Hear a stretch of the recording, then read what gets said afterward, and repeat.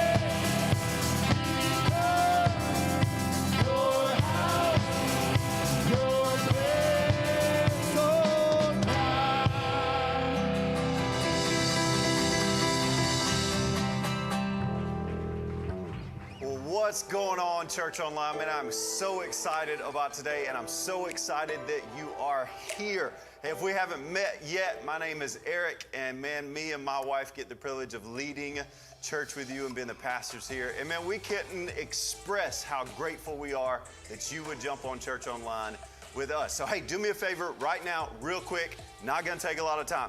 Hit that little connect card button, right? Jump in there, give us some information. I'll promise you this, man, we're not showing up at your house when you're not expecting us. We're gonna give you our hassle-free guarantee. We ain't spamming your inbox with a whole bunch of emails. Come on, we're not texting you, calling you all the time. All we want to do is know that you spent your Sunday with us, give you a little bit more information on how you can get more connected at Church With You.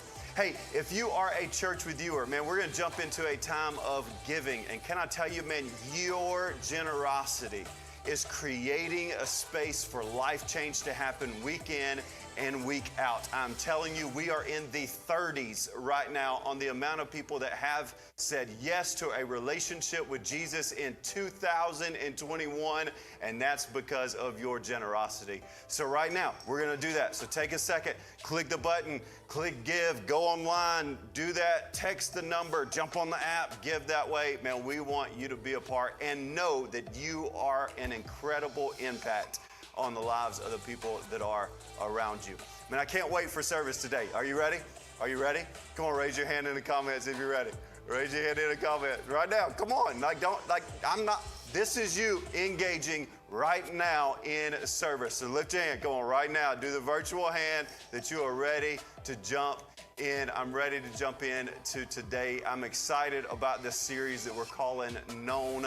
I think it's gonna do a whole lot for our relationships with each other and our relationships with our family. So right now we're gonna jump back in, join the rest of our church right now for the service.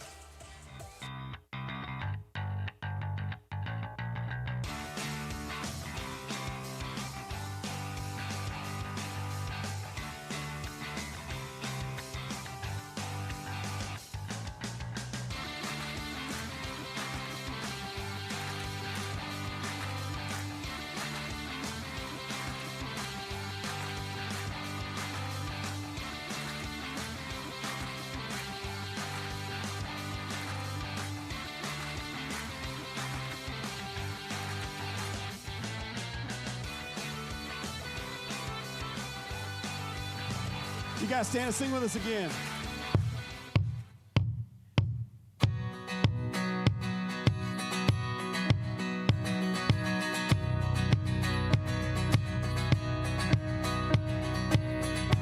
I saw Satan fall like lightning. I saw darkness run for cover. But the miracle that I just can't get over, my name is registered in heaven. Can you shout about that? I believe in signs and wonders. I have resurrection power. Still the miracle that I just can't get over. My name is registered in heaven.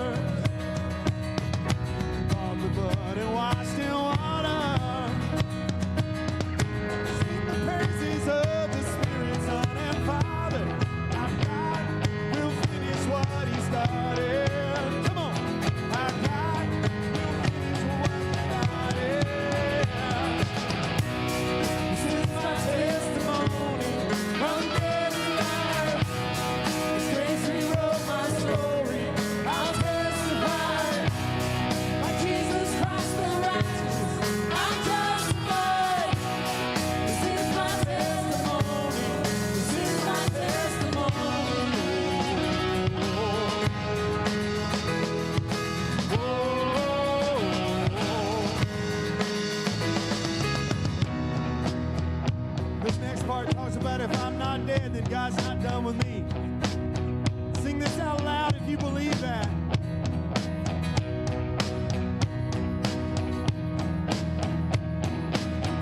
If I'm not dead, then you're not done. Greater things are still to come. Oh, I believe. I'm not dead, then you're not done. Greater things are still to come. Oh, I believe. If I'm not dead, then you're not done. Come on, everybody. Greater things are still to come. Oh, I believe. I'm not dead, then you're not done. Greater things are still to come. Oh, I believe.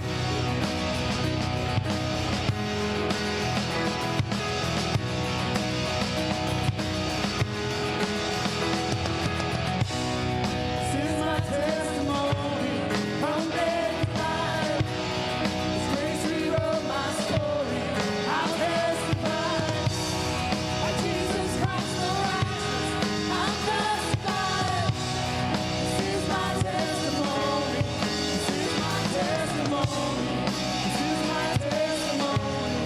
I'm dead to life. His grace rewrote my story. I'll testify. By Jesus Christ the righteous, I'll testify. This is my testimony.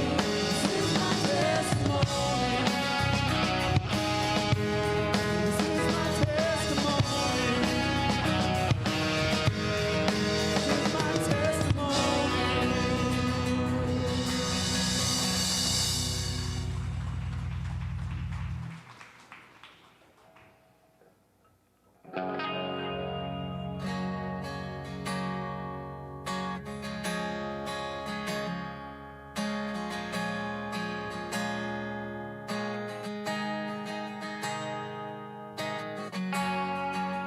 Seen what you can do, oh God of wonders. Your power has no end. The things you've done before, in greater measure, you will do again. 'Cause there's no prison wall you can't break through, no mountain you can't move. All things are possible. There's no broken body you can't raise, no soul that you can't save. All things are possible. The darkest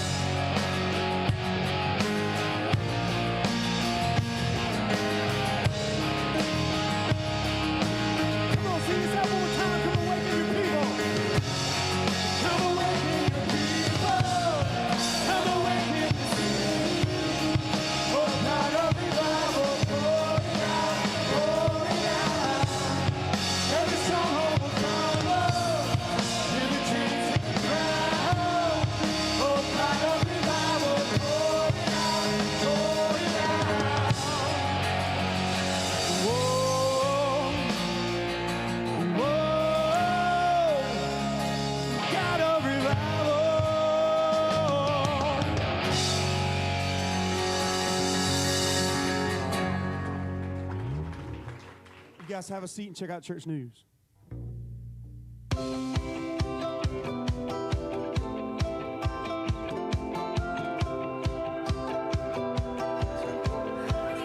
Good morning. But first things first, he's the realest. That's Hilton.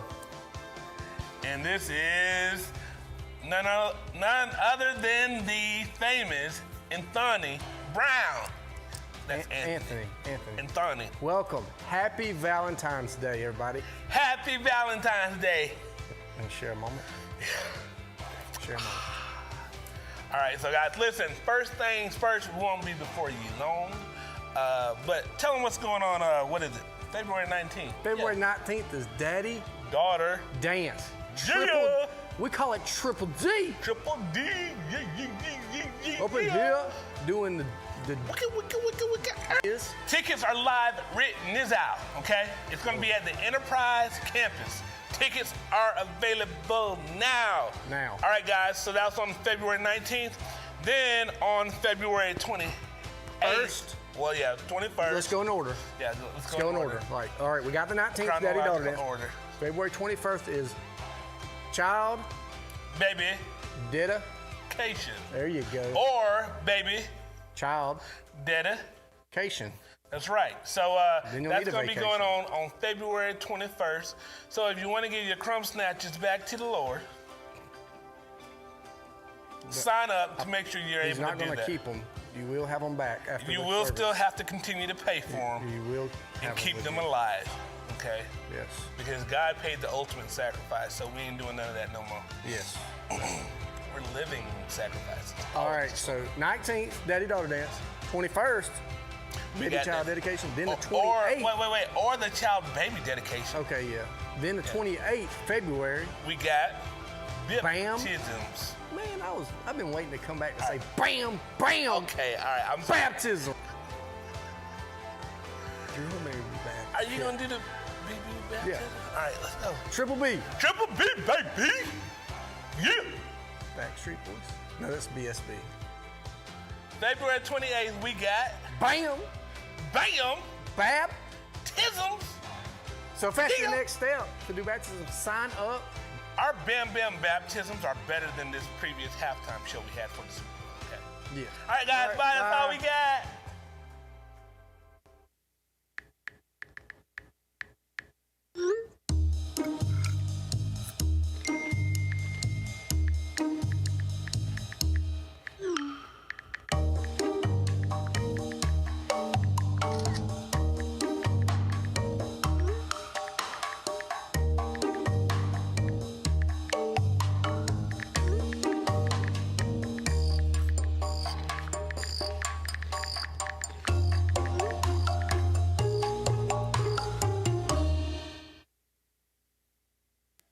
Well, good morning, church. How y'all doing today on Valentine's Day, everybody? Listen, if you didn't know already, we're going to say it 47 times today, so you're going to know by the end of the day that it is Valentine's Day. So if you haven't got anything planned, you better get something planned because today is the day. Listen, there is a guy in here right now who completely forgot. He did, and his wife didn't tell him, and he just completely forgot. So I've got something for you if you're that guy. If you're that guy, I have something for you. See, we have these gifts out there, the first-time guest gifts. Just take that Connect card in front of you, and then you, bam, gift. You got a gift right there for your significant other. I have no idea if that's going to work. I have no clue if that's going to work. You can try it, though. It's worth a shot, right? It's worth a shot. Hey, for those of you who don't know me, my name is Tyler, and I serve as one of the pastors here at church with you. And I'm excited to be here today. I'm excited to be here speaking to you today on Valentine's Day, but I've got to give you a fair warning.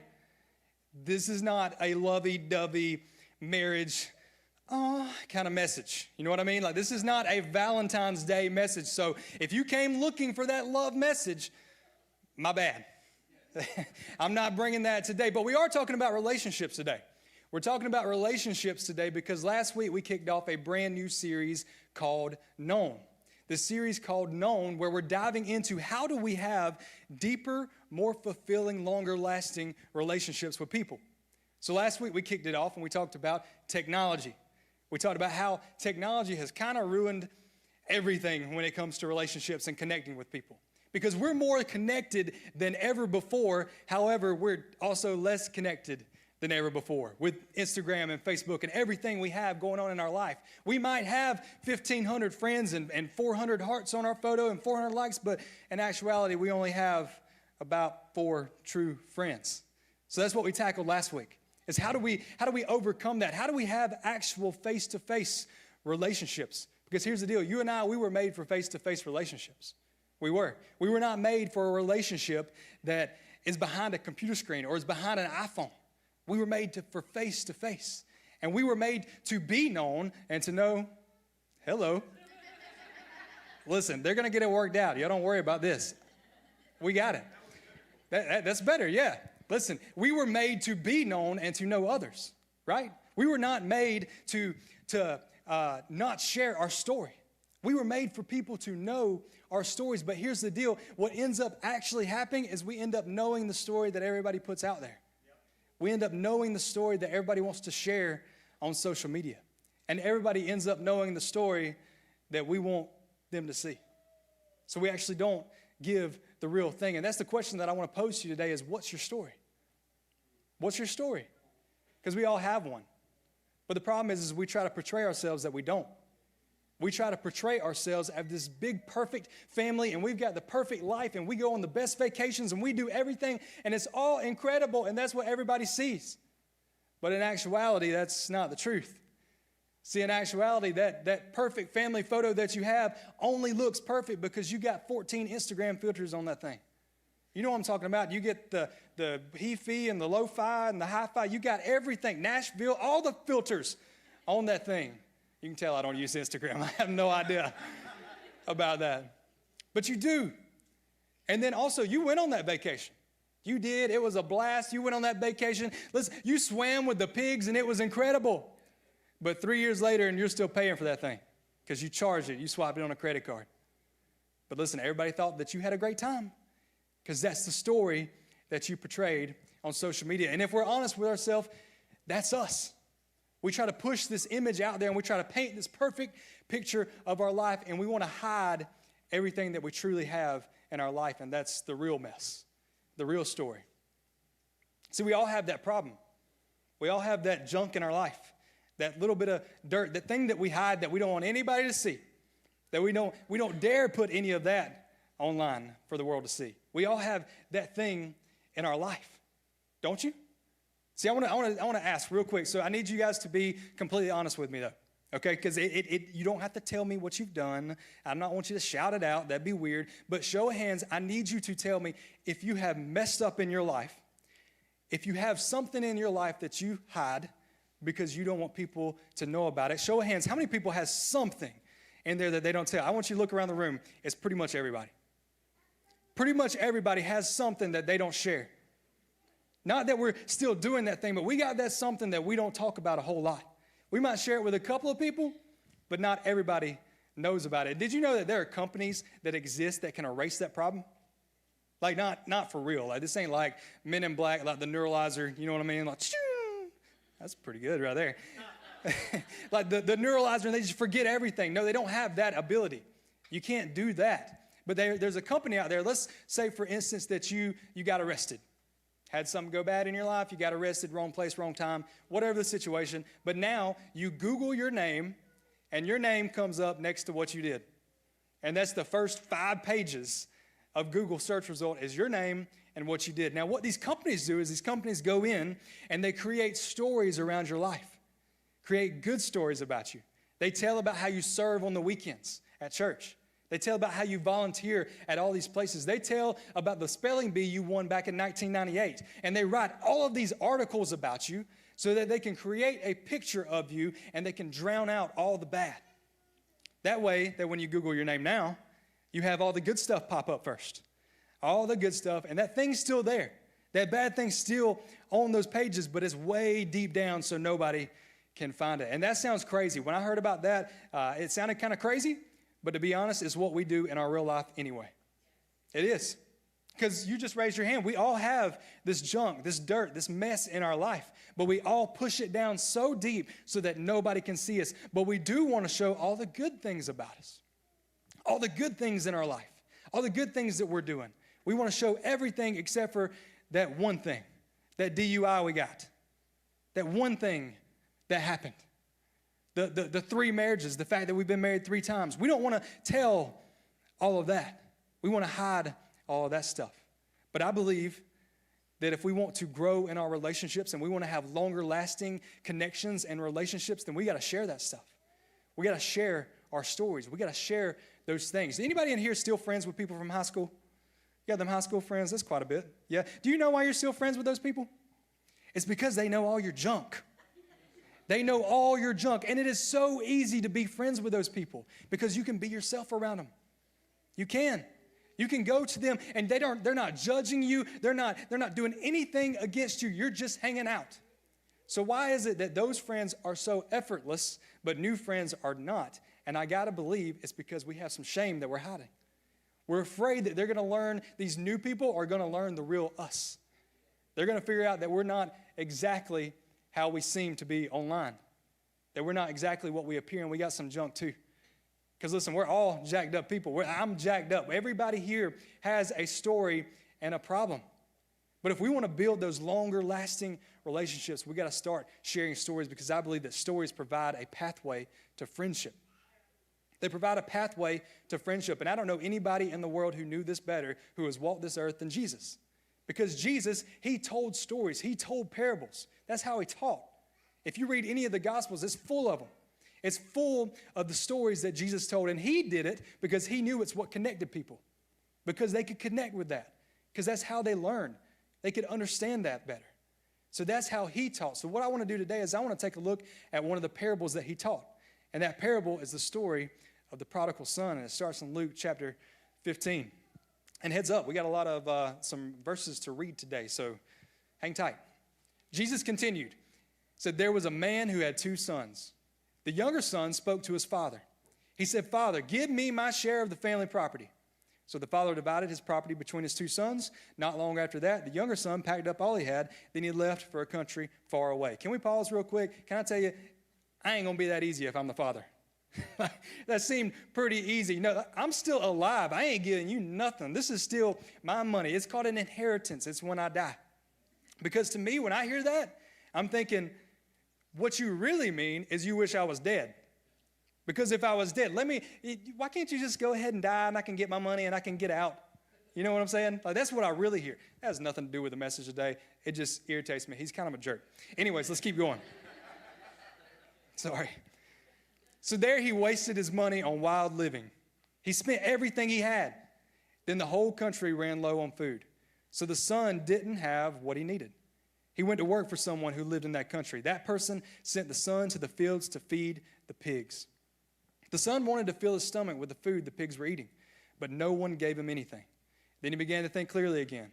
He said, how many of my father's hired servants have more than enough food? But here I am dying from hunger. I will get up and go back to my father. I will say to him, Father, I have sinned against heaven, and I have sinned against you, and I am no longer fit to be called your son. Make me like one of your hired servants. What I find interesting about this is that the prodigal son gets to the point that he's so beaten down. He's so broken. He's going through this junk. He has literally been pulled through the mud. He's with the pigs. Like, he's starving. He's going through so much, and he realizes that he is currently living his story. The story that we all have, he's currently in it right now.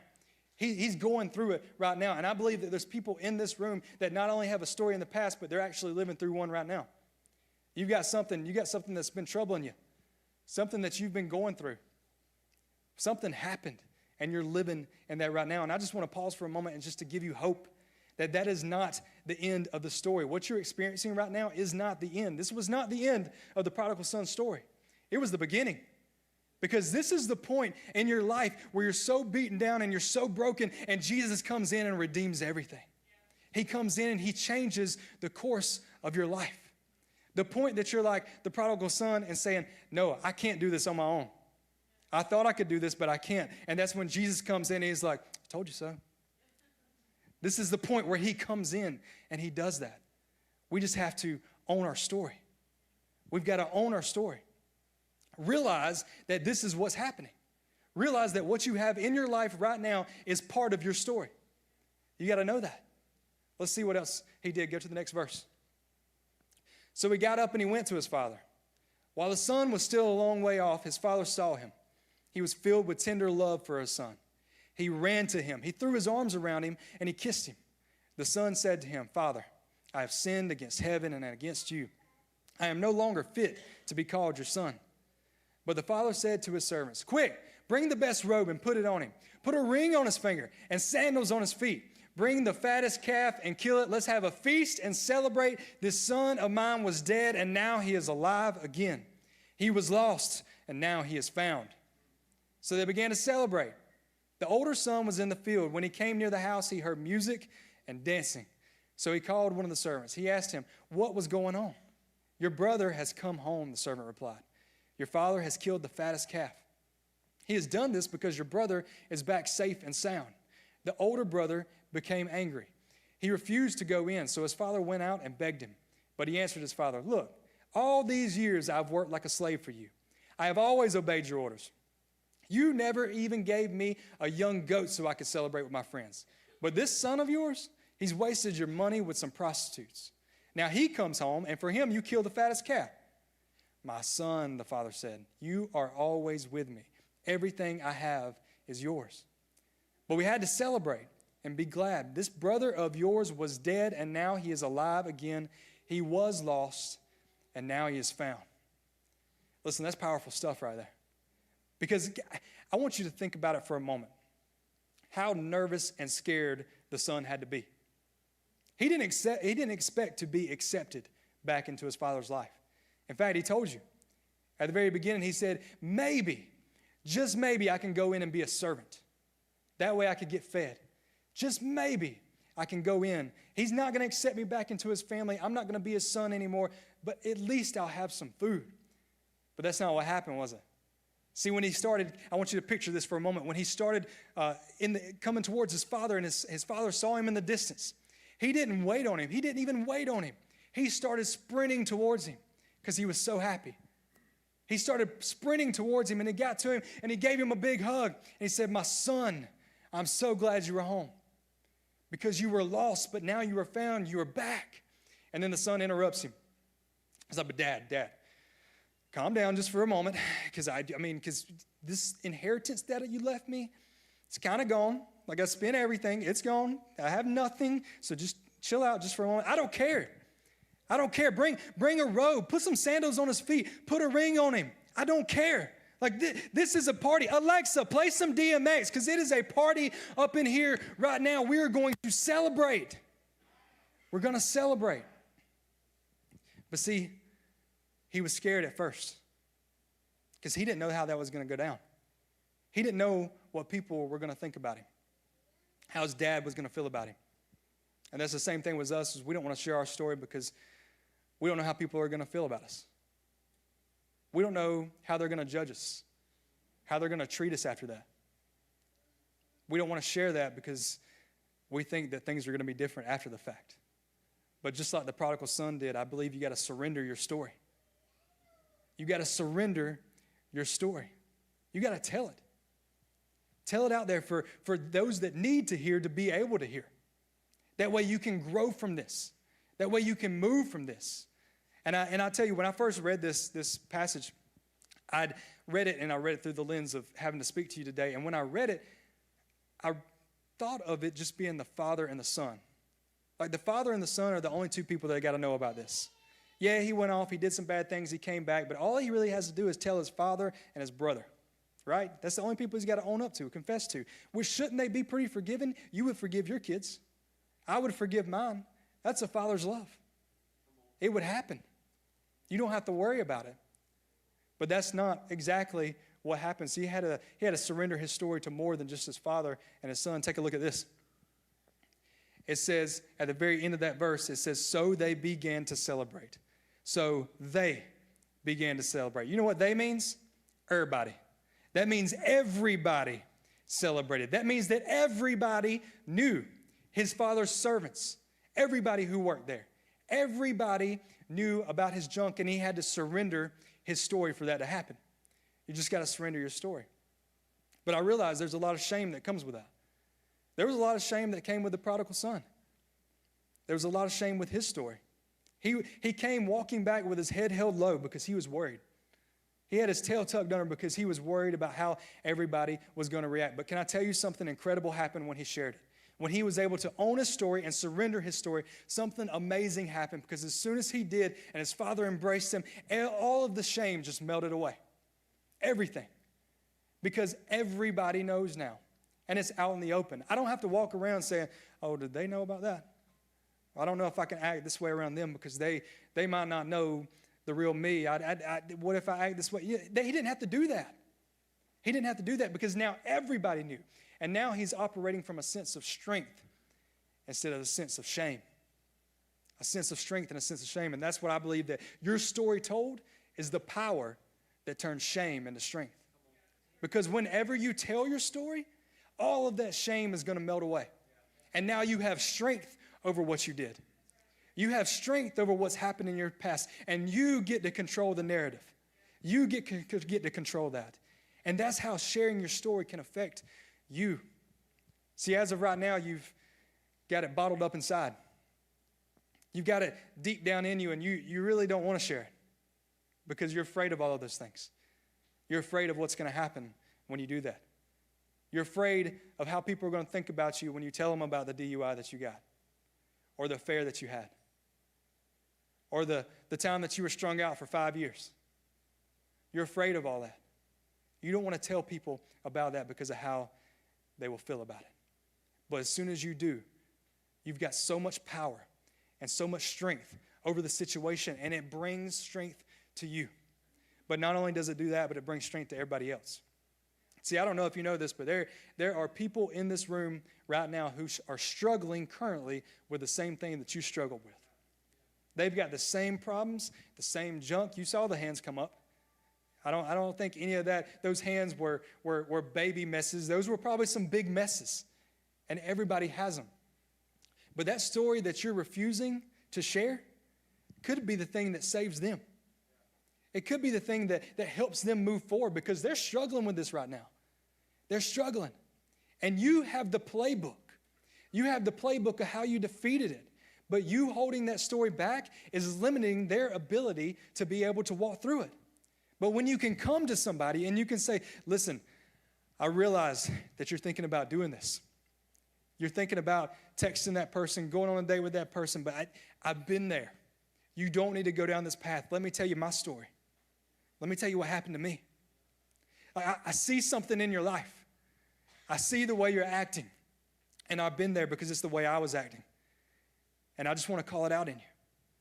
I want to talk to you about it because I think that I can help you.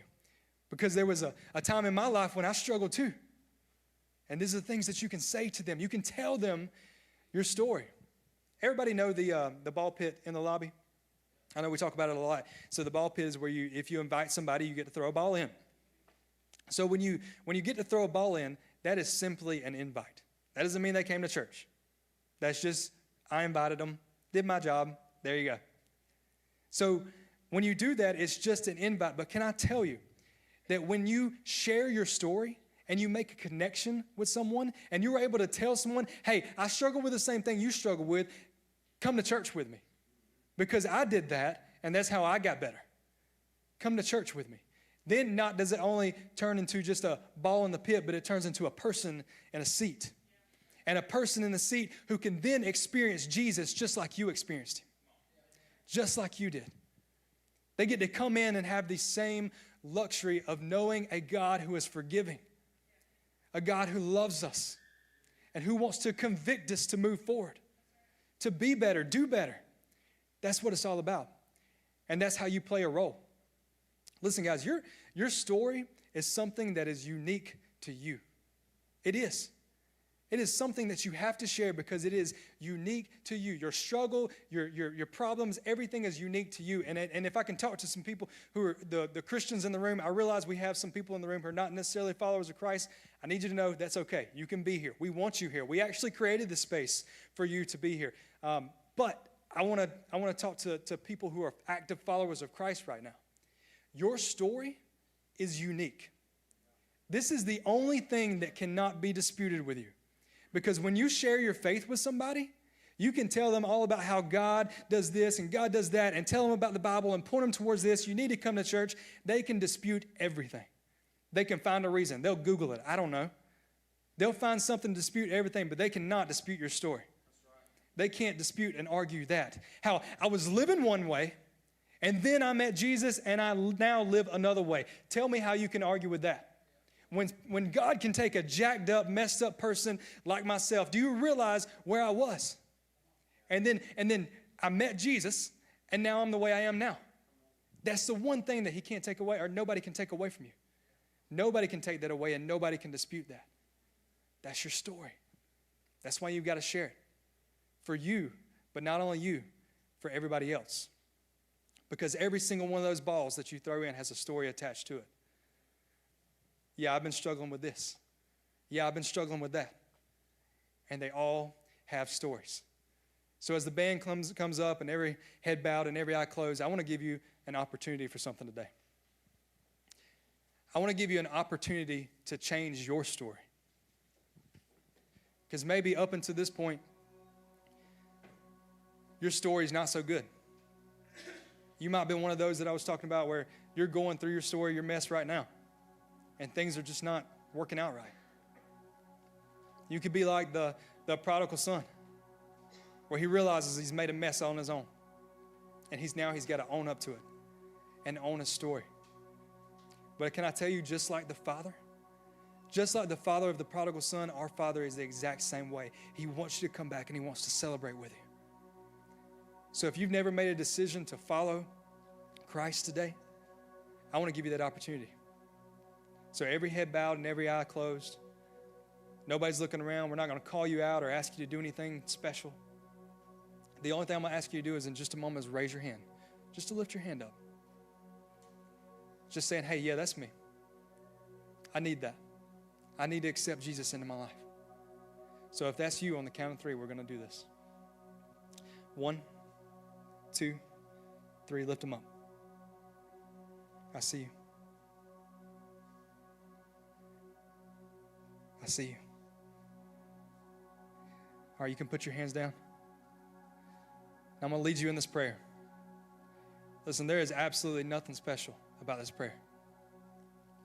The only thing special about this prayer is how you mean it from your heart to God's.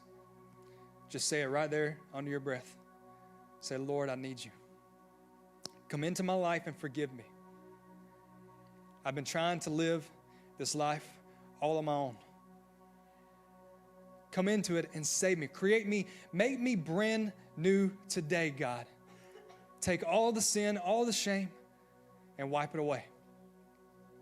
God, I will follow you from here on out the only way that I know how. And I'll keep doing that for the rest of my life. And it's your precious name we pray. Amen. Hey guys, can we celebrate the hands that came up today? That is incredible. And can I tell you, if that was your hand, if that was your prayer, I need you to take one more step. That one more step is to grab a green Connect card. Listen, it's not a big step, but it is a big step. Is to take that Connect card and right on there, there's a little box on the back that says, I accepted Christ today. You can take that and drop it off at the Next Steps table. Listen, they want to celebrate with you today. They want to celebrate with you, and they want to help you walk through this. So do that for me, and if you guys will, stand with us. Let's sing this out this morning. I'm not dead, then you're not dead. Greater things are still to come. Oh, I believe.